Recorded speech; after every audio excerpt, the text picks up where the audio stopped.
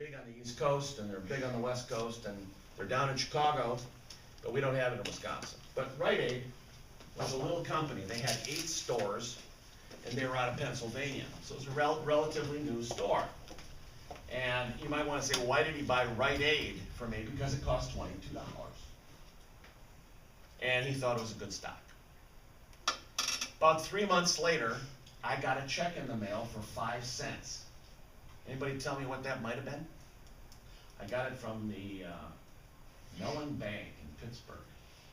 What would that 5 cents be? It related to the Rite Aid stock. You don't know what it is?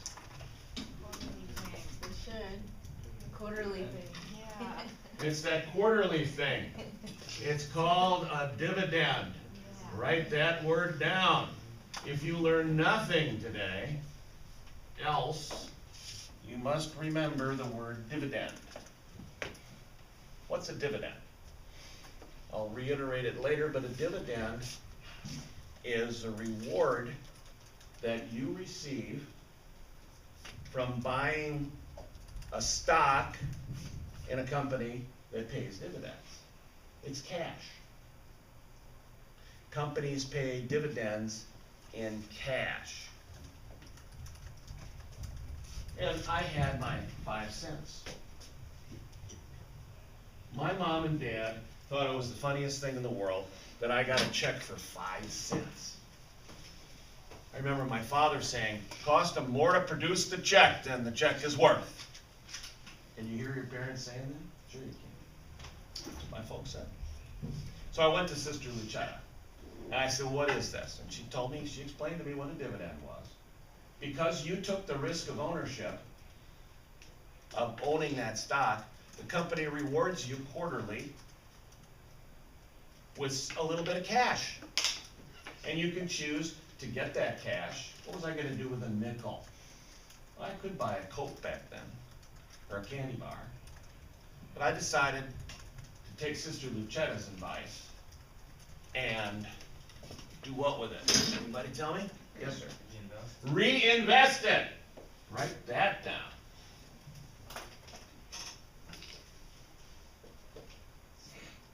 Reinvest them dividends. So we wrote a letter, sent the check back, I endorsed it, and sure enough, they bought 5 cents more of Rite Aid.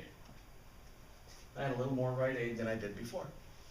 And every quarter, I'd get a little statement that said, you got a dividend, and we've reinvested it, and we bought point something or other of the stock, okay?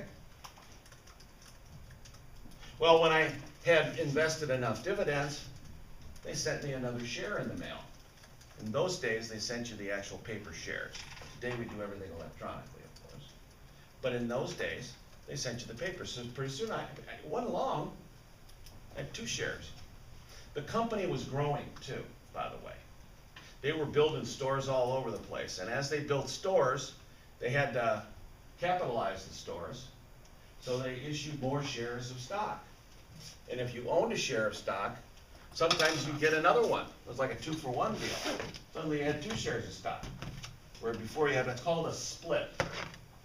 Shares split, and they split again and split again. I never bought another single share of Rite Aid.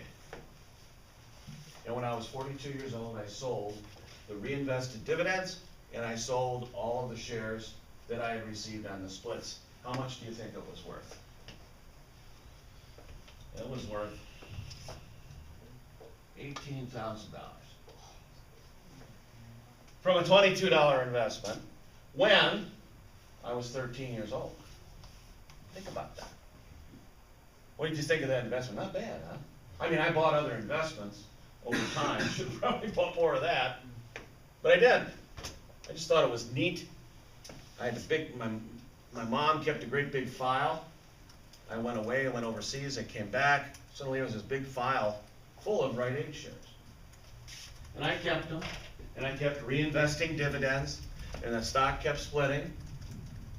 And you want to know something? I buy and sell that stock regularly today. One of my core holdings. One of my biggest holdings right now. The stock had some problems. went down to less than $1 a share, and I bought the heck out of it. It is now $9 a share, so I'm still making money on Rite Aid today. Okay? So, thanks. That's that story. Reinvest dividends. I'm gonna learn what a capital gain is. Write that word down right now, capital gain. I'm gonna learn about that in a sec. Pretty cool stuff. Let's go to the next slide, Jennifer. $25 a month. $25 a month. $25 a month. I'm suggesting you invest $25 a month. Next one. Oh, I'm sorry. Why? And where? You invest it into something called the Washington Mutual Investors Fund. It is a mutual fund. Write that, those words. What's a mutual fund? A mutual fund. Do you wanna do it over here on this board and then they can? Oh, sure, I can do it on the whiteboard Yeah. thingy. Let's do that. Can you get me into that? Sure. All right. There you go. All right. How old-fashioned of me to actually use a whiteboard, huh? All right.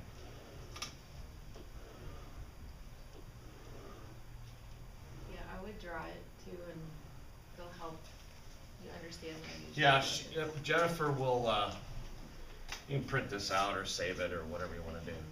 But this, again, is a mutual fund. I have a word, I have a phrase to describe mutual funds. I call it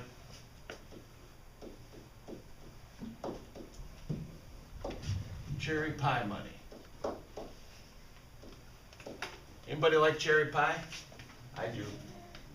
My mom used to make, she's passed away, she used to make the greatest cherry pie. And mutual funds are very much like cherry pies. These are cherries. Gotta get some in every piece. Now, cherry pie, you know, at Thanksgiving, when the cherry pie comes out, when my mom would bring it out, you know, she'd ask everybody, okay, you want a little piece of pie, or do you want a great big piece of pie? Well, us guys, we say, great, give me a great big piece of pie, right? Guys, we like the big pieces of pie, we like these size pie. And ladies, of course, you always say, please give me one. Then they'd eat 3 of them, right? No. But it's cool.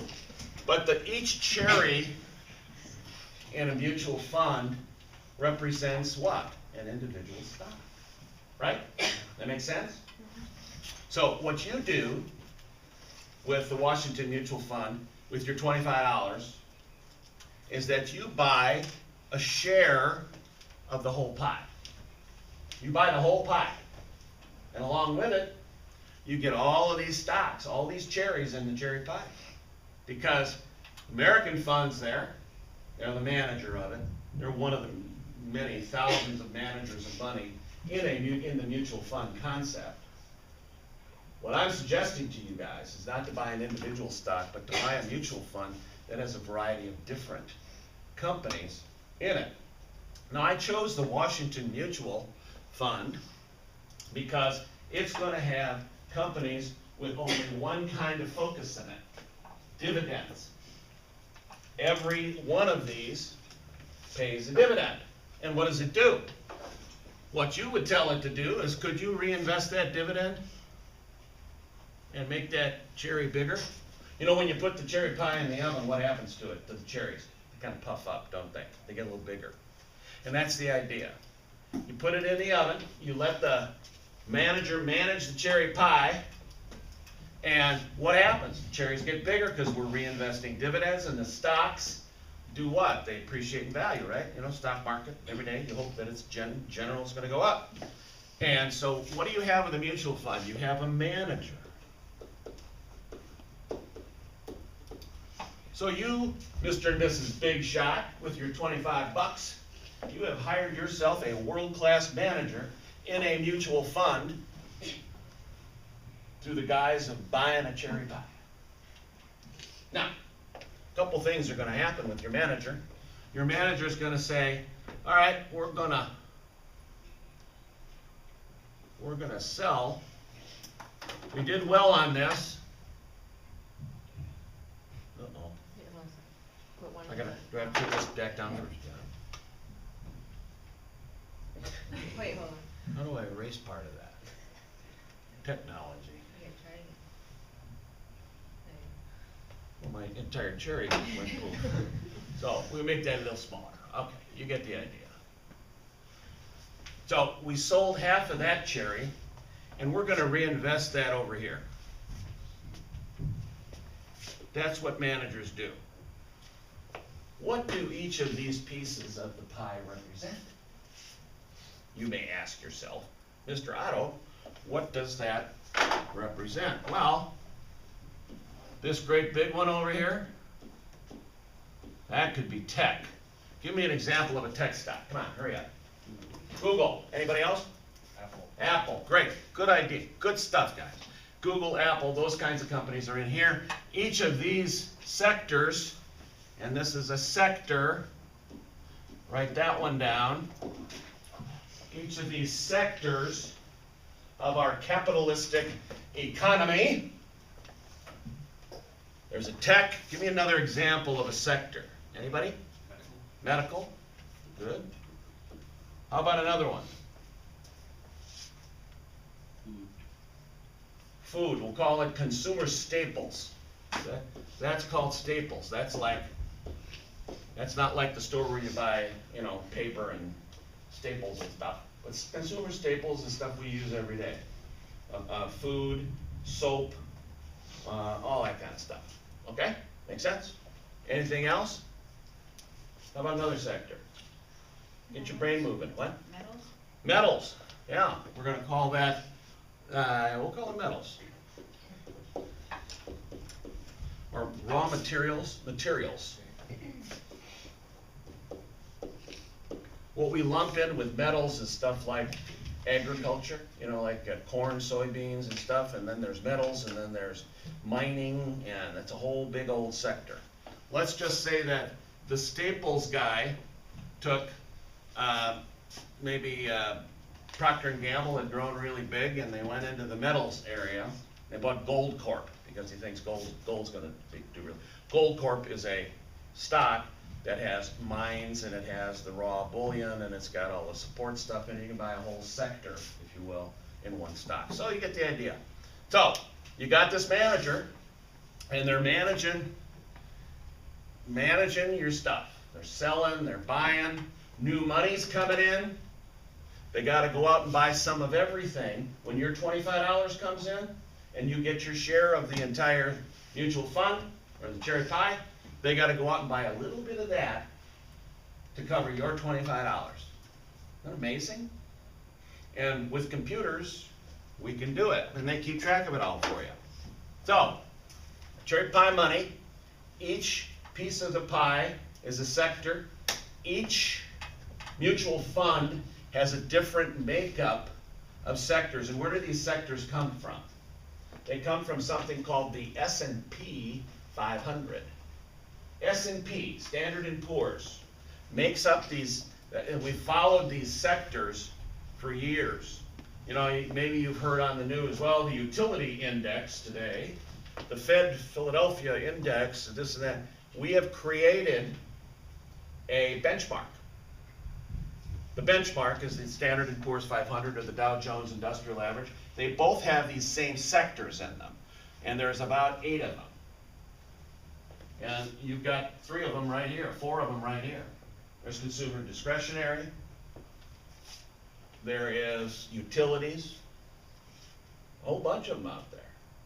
And each manager decides, telecommunications, decides where to put, how big to make the pieces of pie within the mutual fund. You got that? Any questions? Yes, sir. How much do you pay the manager? How much do you pay the manager? Depends on the mutual fund.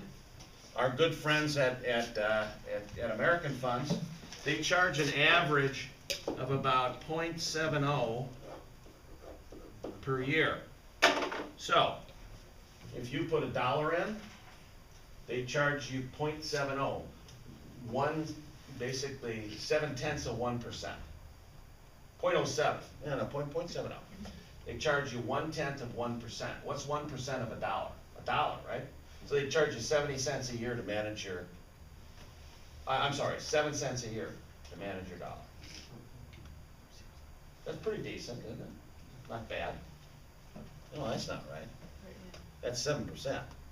They charge you really not much. I can show you, you do pay a percentage, and it all depends on the fund, it depends on how much investments you have with a company. If you got $1,000 in there, okay, put $1,000 in, and at 0.7%, they're gonna charge you $7 a year for your $1,000. I mean, it's really reasonable. But it's important to choose the right manager. And it's important to make sure that your fees are as low as possible. I get that. But have you ever heard the phrase, you get what you pay for? Yeah. There are people who do it for a lot less, but they don't manage it like this. They may just put it in an index and just let it set. And some people like that kind of investing. You know, you can do index investing, you can have somebody manage it for you, you can have a broker work together with you on stocks and bonds. Concept is that you have a little bit of a guide. Some people can do it themselves, and they're pretty successful at it. My career counts on the fact that most people don't know a lot of the ins and outs of how all of this works, and that's how I make a living. Okay, to help people with this, and we put them together with money managers who are reasonably priced, and this is a very reasonable price. Some of them charge 2% a year, more than that sometimes if they're specialty funds, and maybe if they're, it's a long story, but you've got to keep an eye on that. It's a good point. Any other questions? Let's go back to the slideshow. Cherry pie money, mutual funds. Good place to invest small sums, sometimes even large sums. But so the Washington Mutual Investors Fund, this thing got started in July of 1952, the year I was born. It's important to remember that. You continued, remember you were playing ping pong? Let's continue to play ping pong. 48 years go by. Remember? You're 17. How old would you be in 48 years? 48 and 17 is how much? 65. I know it's early in the morning. Oh, it says 48 and 17 equals. 65. Guys are high school. 65 is correct. All right. You are. It says right here. You're 65 years of age. You are a millionaire. On how much? Were we investing every month? $25 a month. And are you a movie star like Harrison Ford? Because you got $1 million? No. Here, go ahead. You're a millionaire playing ping pong in the Senior Olympics. Okay. Remember this? Remember the girl that was spilling her shake? Well, here she is, and she's playing with the guy that was playing ping pong. And this guy here, he got aced out. You know, he's never been married because he's always been in love with her. No, I don't know. But here you are in the Senior Olympics. You have a passion. You're really into ping pong, and you can afford to play ping pong every day. Practice it because you got $1 million. Next one. Now here's a girl who put all her money in one place. It's kind of like the Japanese scrap there, you know, kind of sort of. There she's got $1 million. You're $25 per month, and you invested $14,550. Trust me, I did the math. Over 48 years, starting in July of 1952. You bought in on American Funds, Washington Mutual at the very beginning. You bought $25 worth of it every month. That's $14,550. And at the end of that period of time, it was worth $1,048,891. Oh, come on, Mr. Otto, give me a break. That can't be true. I'm gonna prove it to you. Go ahead. You wisely reinvested dividends, now write this word down, and capital gains. Write it right next to dividends. I'm gonna give you a definition of a dividend again, and then we're also gonna do capital gains. Go ahead, Jennifer, give me the next slide. A dividend is a reward of cash paid to a shareholder for taking the risk of ownership of that company's stock. A dividend is a reward of cash paid to a shareholder of an individual stock, or a cherry pie of stocks of companies that pay dividends. With me? Good. For taking the risk of ownership, because you're taking a risk when you buy stocks. They go up, they go down, right? Of that company's stock. Next slide. Capital gain is the profit that results when the price of a security rises above its purchase price and the security is sold. That's where we took half of Procter & Gamble. Remember the cherry pie got big, cherry got bigger? Cherry got bigger because it was profitable. And so what the manager did was he sold off half of that Procter & Gamble and he reinvested that into something else. So capital gain is the profit that results when the price of a security rises above its purchase price and the security is sold, or half of it's sold, or whatever. So, if I buy Rite Aid for $1 and it goes up to $2, what's my capital gain? $1. But it hasn't, don't have $1 yet because I didn't sell it yet. That's an unrealized gain. But if I sell it, you're right, it's profit. You got that? What you guys need to remember, if you hear nothing else today, reinvesting dividends and capital gains is the key to wealth. It's the key to accumulation. That'd be like Scrat investing an acorn and somehow getting dividends off that acorn. I don't know how the hell you do that. Maybe he plants a tree and gets more acorns. I don't know. But that's like Scrat taking that nut, getting dividends off of it, and he buys more acorns. That's the same concept. Next slide. First hypothetical, please. I love this guy, don't you? Excellent. Great stuff. Now we're going to show you a hypothetical. It's going to be you guys in 1952. That's okay. In 1952, we're going to show you the $25 a month going into the Washington Mutual Investors Fund. Everybody stand on your head. All right. You want first? Nope, that's not the one we want. We want the other one. I want you guys to be able to see this. Yes. I'll make it bigger. It's a little late. Okay. Oops. There we go. That's what we're looking for. Let me make it a little bit bigger. All right. And I'll come back. I'm going to go down this way. There we go. Go to the beginning. All right. Initial investment, $25. Sales charge, I got to get paid. 5.75%.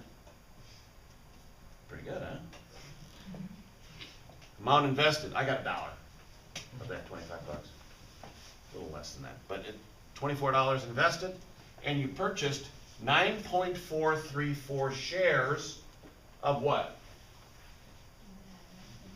Cherry pie, right? Okay.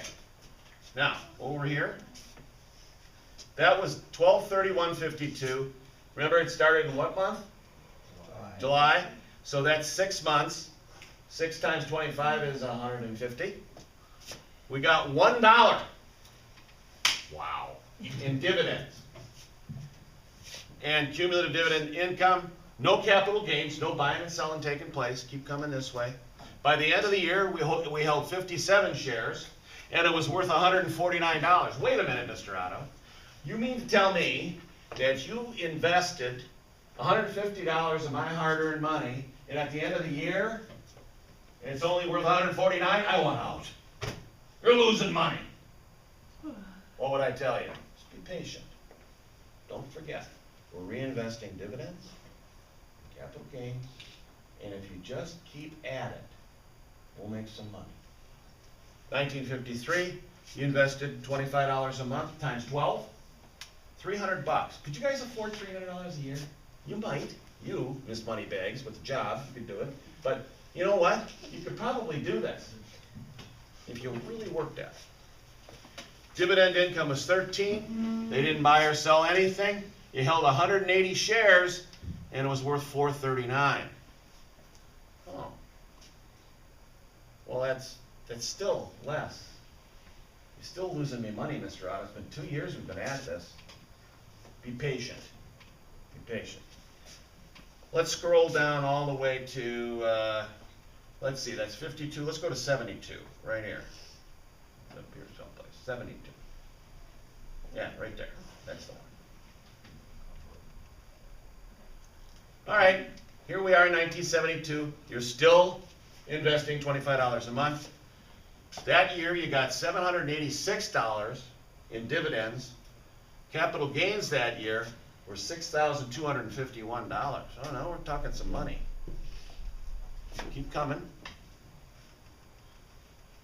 And we got through 3,652 shares. Now it's worth $15,888. That's not bad. $300 times 20 years. That's $6,000 invested, roughly. $6,200, and it's worth that much money. So it's starting to work, isn't it? Let's go all the way down. All right, it's 12/31/2000. You're 65 years old. 48 years have gone by. You have invested $14,250. I think I made a mistake. If I had $550, but a little over $14,000. Dividends, you've received $213,030 on a $14,250 investment. That year alone, you got $19,000 in dividends. Cumulative dividends were $213,000. Capital gains, you know, cherry's getting bigger, selling part of it off, manager managing, walking like an Egyptian, and $422,000 just from buying and selling, go all the way over. 36,000 shares, and it's worth $1,048,000. Average annual return on the investment for the period 7/31/52 to 12/31/2000, 13.38%. Is that a good return? Do you have any idea? Yeah. Is that good? For a mutual fund or a cherry pie that's got boring dividend paying stocks. And dividend paying stocks are boring. You just die. But not a bad return. Now we're going to show you in graphic detail here. Go back this way. Get me this part right here. From capital gains, ending value $583,000. From income or dividends, $407,000, and from principal, that's from the $14,250 that you put in, that's worth $58,000. Go over here. Here's your principal, that's worth $58,000. This is the dividends, and this is the capital gains. Scroll down just a little bit, please, Jennifer. Yeah, I want to see the top of that. There you go, a little bit more. There we go. So, this takes into account that on that $14,250, you paid the investment advisor 5.75% going in. And you don't, that's the only time you ever pay a fee. You don't pay to sell it. You do pay the manager a little bit to manage the money for you, and that's how a mutual fund works, and that's how you guys could become millionaires on $25 a month. Next slide on the thing. And if we keep the lights off at this low long enough, you'll all be asleep by the time we're done. Fantastic Four. Anybody ever read that or watch the cartoon? You all know what the Fantastic Four is, right? Okay. 4 rules for investing. Go ahead. Start early. Write these down. I'm going for them. Start early. I am imploring you. I am on my knees. Start today, as early as you can. Because the earlier you start, the more awesome your return will be. You just saw it with this, right? Those first shares, $25 a month, for 6 months, $150. Those first shares were the shares that were worth the most when you got to be age 65. And it's astounding, the later you start, the more it takes to go in for you to make money. Because time is a big deal. I mean, it's probably the #1 contributor to success in investing. They always say it's not timing the market, knowing what stock to buy and when. Yeah, I do that kind of stuff. But it's time in the market. Not timing the market, it's time in the market. So start early, play ping pong. Next slide. Pay yourself first. Anybody ever heard that? Yeah, maybe Mrs. Iverson might have said that to you. Maybe your grandpa or somebody. Pay yourself first, Bobby. My grandpa and I used to go bullhead fishing out on Beaver Dam Lake. He lived up near Beaver Dam. And we were sitting in the boat one day, and he said to me, "Randy, you got any money?" "Yeah, I got $10, Grandpa." He said, "Give me $1." "Well, why should I give you $1? He said, "Just give it to me." "He's my grandpa, okay. Needs $1. And he held that dollar and he said, "Put 10% of everything you make away, and you'll be a rich man someday." 10%. I said, "Really?" "That's what Mom told me." He said that's the first thing she ever did that she listened to. That was his daughter. But I've strived to put $1 of every 10 that I make away. Now, $25 a month right now might be more than 10%. I don't know, of what you make a month. I don't know. But I think you could do it. And the first thing you got to remember is you got to pay yourself first. Now, when you get your paycheck on your job, you look and you see, oh my God, they took all these taxes out, right? FICA and federal and state and Medicare. God, am I ever going to get Medicare? Why am I paying for that? Well, for a guy like me. Okay. But it's going to cost you a ton. So you got to start by paying the person that's the most important person in the whole wide world as far as you're concerned. And I don't mean you to sound self-centered or anything, but it's you. You deserve to get paid first. Now you got your paycheck. It's money you're going to live on, but it's also the first person you pay is if you want to accumulate wealth and not just have it be peanuts or acorns. You got to be on the ball, and you got to pay you before you pay anybody else. The third rule of the Fantastic Four is make it automatic.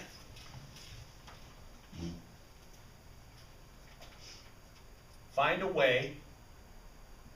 We have these wonderful things these days. They're called computers. We have these wonderful management systems where you can sign up and have $25 taken out of your checking account or your savings account every month, you know, and have it go into the mutual fund. You can do that. Do anybody you know have a 401k plan, or they got some sort of retirement plan at work? How does that work? You know how that works? Go back a slide.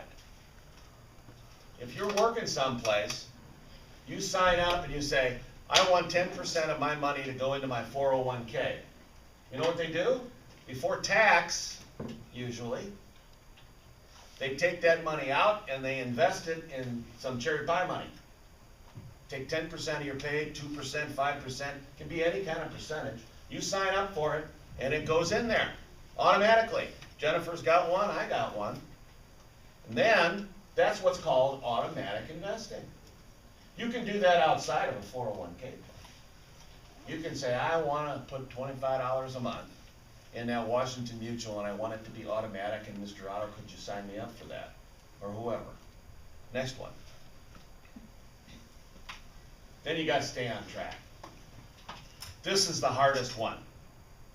It really is. Jennifer, ever have a time in your life when you were investing automatically and you said, I don't know if I can handle that this month? Sure you have. We all have. And it's going to happen to you too.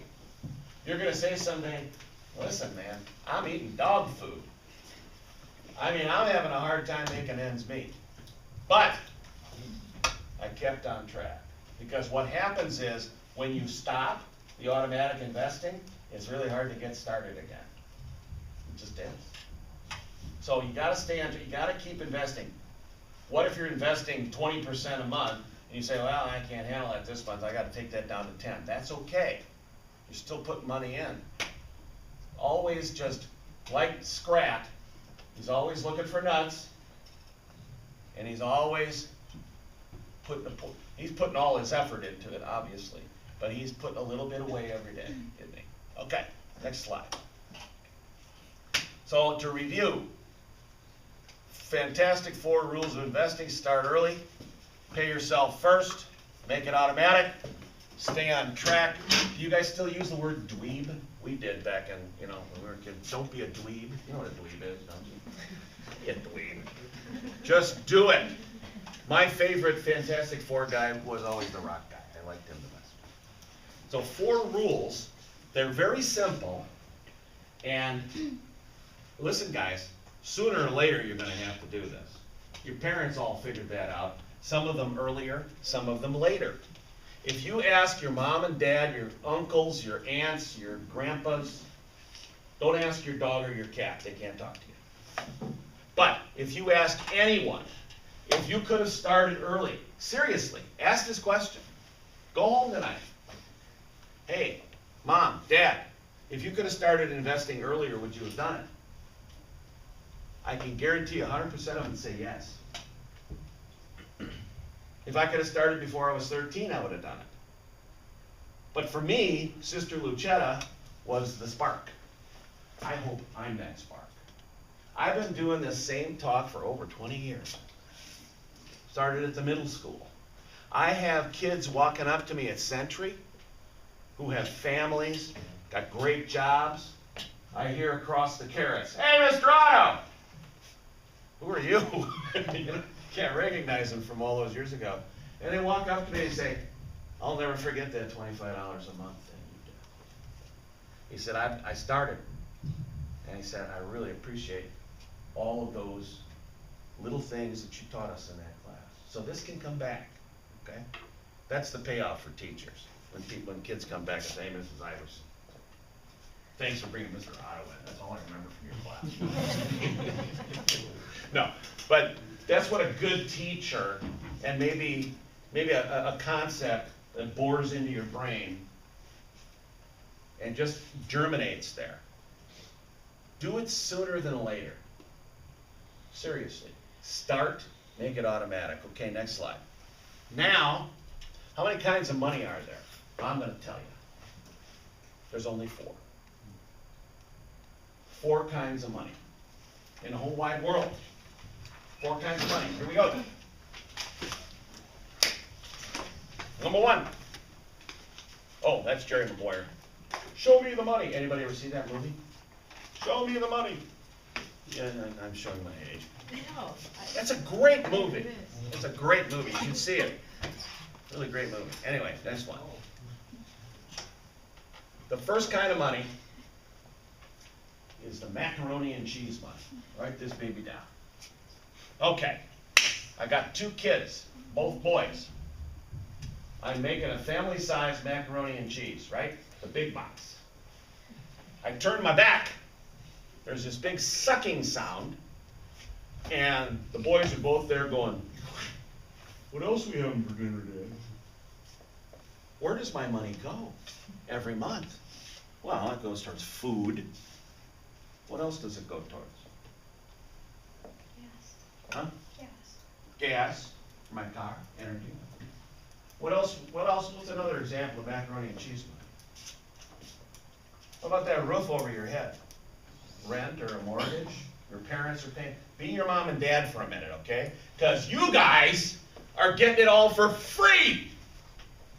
You're living off your mom and dad. You guys. Just a big money pit. That's all you kids are. No, I'm just kidding.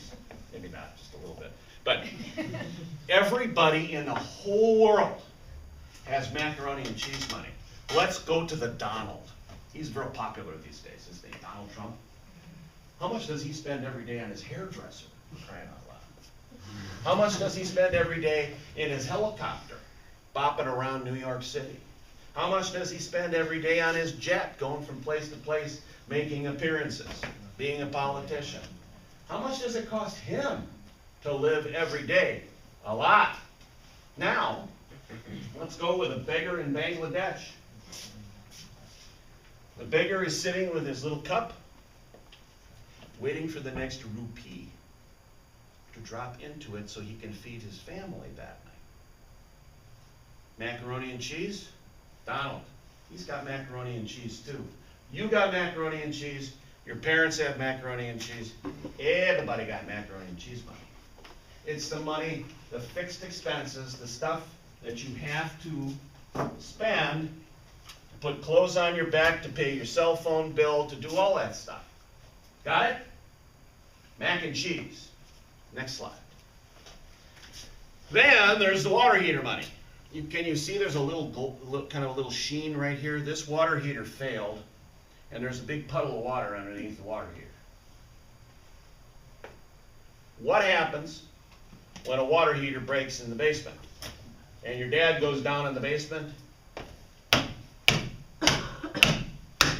and the first words you hear out of the basement are, "Oh!" I can't say that word nicely. Begins with an S and begins with a T. He figured, he's got to go turn the water off, and he needs a new water heater, and when does he need it? Now. Mama wants to take a hot shower.